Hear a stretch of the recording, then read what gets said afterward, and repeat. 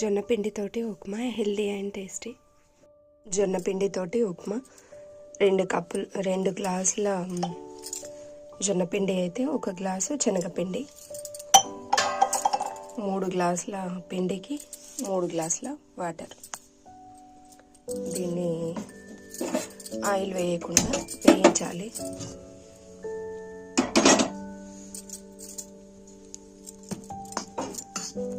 పిండిని ఇలాగా వేయించాలి బాగా.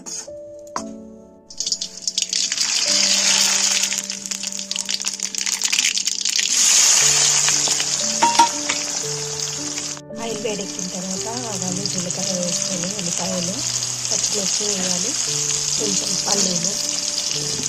ఇది తొందరగా వేయాలంటే దానికి సరిపడేంత ఉప్పు వేసుకోవాలి.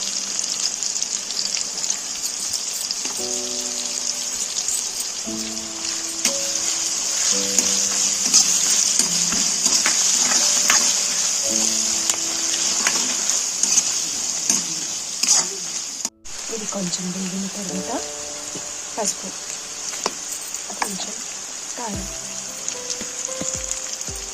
ఉప్పైతే ముందు వేసేసాను కాబట్టి కలపండి. పెట్టుకున్న వాటర్